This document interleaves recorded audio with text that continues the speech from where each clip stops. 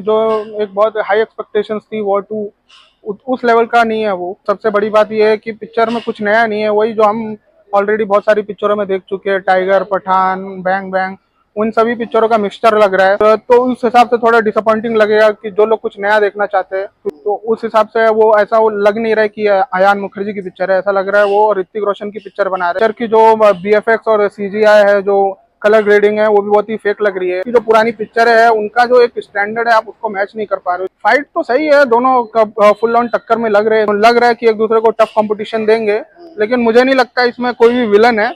मुझे लगता है दोनों ही हीरो हैं और दोनों मिलके कोई तीसरे विलन से फाइट करेंगे। तो मेन इस ट्रेलर की यही प्रॉब्लम है कि अयान मुखर्जी जो है वो सिद्धार्थ आनंद को कॉपी करने की कोशिश कर रहे हैं। ये अयान मुखर्जी की फिल्म कम और ये सिद्धार्थ आनंद को कॉपी करने वाली फिल्म ज्यादा दिख रही है।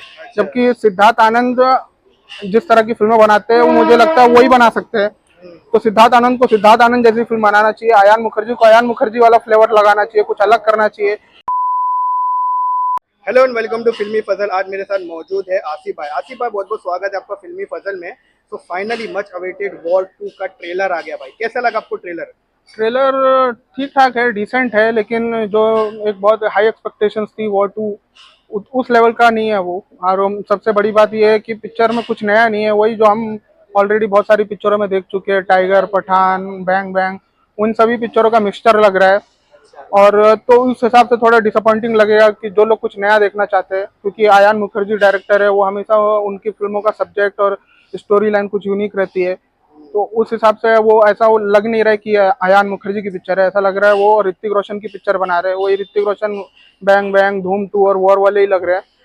तो उस हिसाब से थोड़ा डिसअपॉइंटिंग है। और पिक्चर की जो बीएफएक्स और सीजीआई है, जो कलर ग्रेडिंग है, वो भी बहुत ही फेक लग रही है। मतलब इन लोग ने थोड़ा सा भी दिमाग नहीं लगाया कि अगर ट्रेन पे ट्रेन पे कोई भाग रहा है तो इतने स्पीड में भाग रहा है। लोग को इतना भी सोचना चाहिए कि भाई चलती ट्रेन पे कोई इतने स्पीड में नहीं भाग सकता। तो वो सब बहुत नकली लग रहा है। वो लोग ऐसा प्लेन पे से गिर रहे हैं तो भी वो लोग के जो चेहरे पे कोई एक्सप्रेशन नहीं है। बम ब्लास्ट हो रहा है तो उन लोग के चेहरे पे कोई रिएक्शन नहीं है। जबकि अगर हमारे आसपास भी थोड़ा सा भी कुछ ब्लास्ट भी हो तो अपना चेहरे का रिएक्शन होता है, एक्सप्रेशन होते हैं।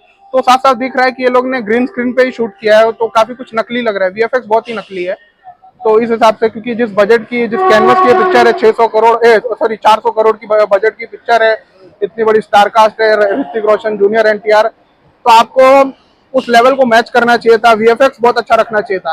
अभी जो मतलब स्पाई यूनिवर्स की जो पुरानी पिक्चर है उनका जो एक स्टैंडर्ड है आप उसको मैच नहीं कर पा रहे हो। जैसे अभी एक था टाइगर, वो पिक्चर एक ने एक लेवल मैच किया, एक स्टैंडर्ड सेट किया हुआ है, क्योंकि वो पिक्चर रियल लोकेशन पे शूट हुई थी। अगर आपको याद है तो एक था टाइगर जो है वो 5 स्टेट के 9 शहरों में शूट हुई थी। उसके मतलब क्यूबा हो, इस्तांबुल हो, दिल्ली हो, सब जगह पे रियल लोकेशन पे शूट हुई थी। टाइगर जिंदा है भी रियल लोकेशन जैसा सेट बना के शूटिंग किया गया था। और पठान और टाइगर 3 भले रियल लोकेशन पे शूट नहीं हुई थी, लेकिन पठान का वीएफएक्स क्वालिटी बहुत जबरदस्त था। वो ऐसा लग रहा था कि वो सब रियल है। लेकिन वॉर 2 की सबसे बड़ी गलती है कि ये ना तो रियल लोकेशन पे शूट हुई है और ना ही इसका वीएफएक्स बहुत अच्छा है, तो इसलिए बहुत नकली लग रहा है। ओके, यहाँ पे थोड़ा सा दिखाया गया है ऋतिक रोशन और एनटीआर की फाइट भी हुई है ट्रेलर के लास्ट में, थोड़ा सा ग्लिम्स बताया। हाँ। वो कैसा लगा भाई आपको? फाइट तो सही है, दोनों फुल ऑन टक्कर में लग रहे हैं एक दूसरे को। मतलब लग रहा है कि एक दूसरे को टफ कंपटीशन देंगे, लेकिन मुझे नहीं लगता इसमें कोई भी विलन है। मुझे लगता है दोनों ही हीरो हैं और दोनों मिलके कोई तीसरे विलन से फाइट करेंगे। ऐसा सिर्फ दिखाया है कि कुछ टेंशन है, जैसे RRR में था, पहले दोस्त बनते फिर दुश्मन बनते, फिर क्लाइमैक्स में जाके फिर दोस्त बन जाते। तो मुझे लगता है वैसा ही कुछ होगा यहाँ पे भी, क्योंकि उन दोनों का साथ में एक डांस भी है। तो अगर हीरो विलन होते तो साथ में डांस क्यों करते? तो मेरे को भी लगता है कि दोनों ही हीरो हैं और विलन कोई तीसरा ही है। क्या कहना चाहेंगे? हमें ये भी पता चल रहा है कि जॉन अब्राहम का भी थोड़ा सा कैमियो है, क्या बोलना चाहेंगे? नहीं, बिल्कुल कैमियो नहीं है, वो सब एक रूमर है कि जिम आ जाएगा। क्योंकि वो पठान में ऐसा दिखाया था कि जिम एंड कबीर उसके बहुत ही बेस्ट एजेंट है, कर्नल लूथरा के। तो सबको लग रहा है कि अब वॉर 2 आ रही है तो इसमें जिम का कुछ कैमियो होगा, लेकिन मुझे नहीं लगता, क्योंकि पठान में ही आप दिखा चुके हैं कि वो जिम मर चुका है। तो अभी पार्ट 2 में उसको जिंदा करना बहुत ही इलॉजिकल हो जाएगा। आपको अभी कुछ लोग भी बोल रहे हैं कि भाई जो पठान में उसकी डेड बॉडी नहीं दिखाई, लेकिन ऐसे तो बहुत सारी पिक्चर है जिसमें विलन की डेड बॉडी नहीं दिखाते, तो क्या वो सब लोग जिंदा है? तो मुझे नहीं लगता कि यहाँ पे जिम का कैमियो नहीं है, जॉन अब्राहम का कैमियो नहीं है। मुझे लगता है इसमें अल्फा का मतलब आलिया का कैमियो हो सकता है और शर्वरी का हो सकता है। और जो अल्फा का विलन है बॉबी देओल, शायद उसका कुछ रेफरेंस हो सकता है, कुछ फोटो वोटो हो सकती है। और टाइगर श्रॉफ का भी फोटो है, तो बस ये लोग का ही कैमियो है, बाकी टाइगर पठान और जिम का कैमियो नहीं है।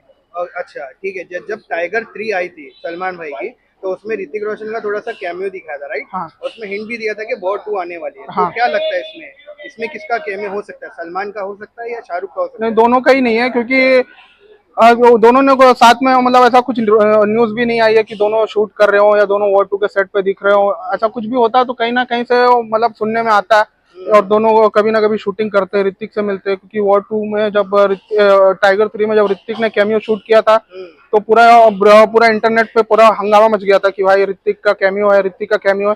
तो अगर सलमान शाहरुख भी अगर वॉर 2 में कैमियो करते तो कुछ ना कुछ न्यूज आती, कुछ ना कुछ पता चलता है, लेकिन ऐसा कुछ नहीं है।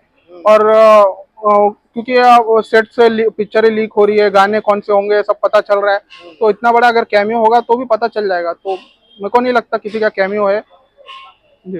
ओके, क्या कहना चाहेंगे? इसमें कियारा आडवाणी भी दिखाई गई है थोड़ा सा एक्शन करते हुए, और सोल्जर का ड्रेस कोड भी हमें दिखा होगा, उनके हाँ, बारे में क्या बोलना चाहेंगे? कियारा आडवाणी अच्छी है, अच्छी एक्ट्रेस है, अच्छा काम करती है, लेकिन ये पिक्चर मेनली ऋतिक रोशन और जूनियर एनटीआर के रिवॉल्व अराउंड करती है, तो उनका कैरेक्टर एक मतलब सपोर्टिंग की तरह ही है कियारा आडवाणी का। उनका मुझे नहीं लगता कुछ खास रोल होगा, लेकिन हाँ स्टोरी लाइन में उनका कैरेक्टर इंपॉर्टेंट होगा, लेकिन स्क्रीन टाइम मुझे नहीं लगता उनका ज्यादा होगा। पिक्चर क्योंकि जब ऋतिक और एनटीआर है, तो मेरे को नहीं लगता कि हीरोइन को लोग इतना इंपॉर्टेंस देंगे। ओके, क्या कहना चाहेंगे? वॉर जब आई थी हाँ तो उसका डायरेक्टर थे सिद्धार्थ आनंद, जी। और अभी वॉर 2 आ रही है, इसका डायरेक्टर है आयान मुखर्जी। हाँ तो दोनों में मतलब क्या ऐसा बोलना चाहेंगे, मतलब कुछ अलग लग रहा है या कुछ ऐसा? नहीं, अलग नहीं, वही मेन इस ट्रेलर की यही प्रॉब्लम है कि आयान मुखर्जी जो है वो सिद्धार्थ आनंद को कॉपी करने की कोशिश कर रहे हैं, तो वो जो आयान मुखर्जी की जो यूनिकनेस थी कि वो कुछ अलग करते हैं, वो नहीं दिखाई दे रहा है। ये आयान मुखर्जी की फिल्म कम और ये सिद्धार्थ आनंद को कॉपी करने वाली फिल्म ज्यादा दिख रही है। जबकि सिद्धार्थ आनंद जिस तरह की फिल्में बनाते हैं वो मुझे लगता है वही बना सकते हैं, तो सिद्धार्थ आनंद को सिद्धार्थ आनंद जैसी फिल्म बनाना चाहिए, आयान मुखर्जी को आयान मुखर्जी वाला फ्लेवर लगाना चाहिए, कुछ अलग करना चाहिए, क्योंकि दोनों कम्प्लीटली डिफरेंट डायरेक्टर हैं। दोनों की स्टोरी टेलिंग अगर आप देखें तो सिद्धार्थ आनंद की फिल्मों में एक्शन और स्टाइलिंग बहुत जबरदस्त होता है, बराबर। और आयान मुखर्जी की फिल्मों में स्टोरी इमोशंस बहुत ही जबरदस्त होता है।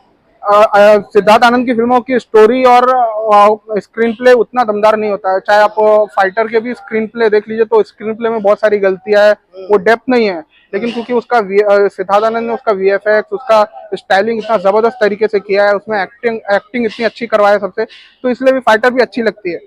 जबकि आयान मुखर्जी की खासियत है उसकी स्टोरी, उसकी यूनिकनेस, उसका डेप्थ, उसका इमोशन, उसका रियलिज्म।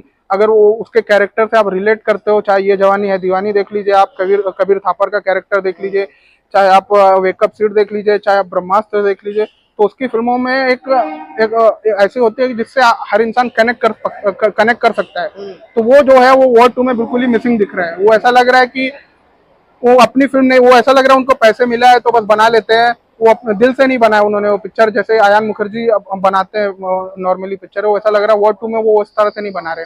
वॉर 2 उनको लग रहा है कि वॉर जैसी थी वैसे ही बना देता हूँ, वही वैसे ही एक्शन डाल देता हूँ, वैसे ही हीरो विलन और इन दोनों में क्लैश दिखा देता हूँ, वही बिकनी वाले गाने शूट कर देता हूँ।